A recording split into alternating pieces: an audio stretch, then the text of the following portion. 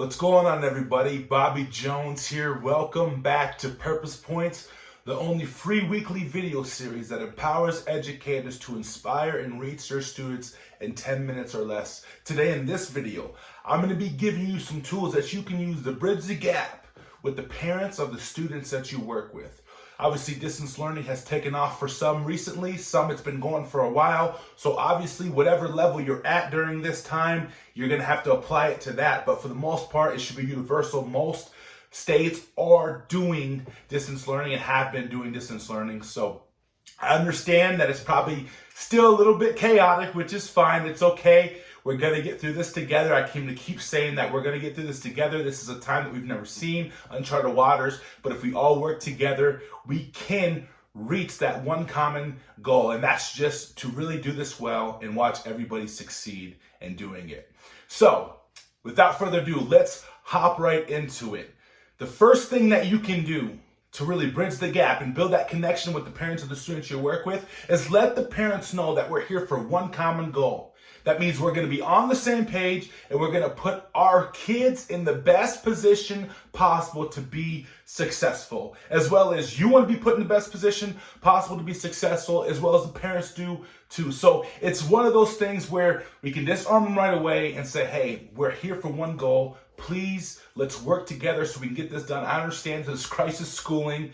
So they've never done this before, and it's just reassuring them that they're going to be okay and we're here for one goal. I believe will really help them in really navigating this well. So just keep that in mind. Just let them know that you're here for one common goal, and we're going to put everybody in the best position to be successful. And that's really the most important thing. The second thing you can do is you can thank the parents for being able to guide the kids right now in this time, like being your voice, right? Usually a lot of these kids are used to having the extra one-on-one time with you when at school, but they don't have it now. So you can thank them, hey, thank you for being my voice, and empathize with them. Hey, we know this isn't easy. We can't imagine what you're going through as well. And hopefully they can reciprocate that to you to say, hey, I'm sorry that you're going through this. This can be easy as well, but just thank them. Thank them for being your voice when you're not there, because that's important for them to understand that they are on the right track, because they want their kid to do well. And when they don't understand something, they're going to automatically think that their kids don't understand it. So that's a big thing to just keep in the forefront of your mind. It's so important. That can really, I believe, help that connection there with your parents, with the parents of your kids. So just keep that in mind. The third thing we can do is reassure the parents that the lesson plans are already laid out. They may look a little different than they would at school, because obviously it's all Google Classroom, it's online, and assignments are being emailed, but for the most part, it's all laid out. So that being said, all they need to do is follow them. Just reassure them, hey, I'm not asking you to teach anything. I'm just asking you to carry these lesson plans out. And I really think that's going to hit them hard and put them at ease, saying, yes, okay, they're right. They're right in front of me. It's not going to be anything that I can't handle. So keep that in mind as well. The fourth thing that you can do is ask, hey, how can I make this easier for you? You know, parents are having to work. Some obviously, you know, if you're a teacher, you have kids at home too, so you know what it's like. Some parents aren't working, but they are at home with kids, and they're not used to having kids at home. So I'm sure some of them maybe having little babies, infants, that they have to tend to more than just the older kids. So say, hey, is there anything that I can do within reason, of course, to make this just a little bit easier? And I really think you're going to help make them understand that you are there for them. And they need to know that too, not just the kids. The parents need to know that you're there for them in this time as we're all learning how to do this distance learning thing on a big level and do it well and navigate these waters. So, and the last thing that you can do is I understand that there's going to be a lot of parents probably drawing on you, a lot of students wanting to draw on you and take your time. Well, first and foremost, let's say boundaries.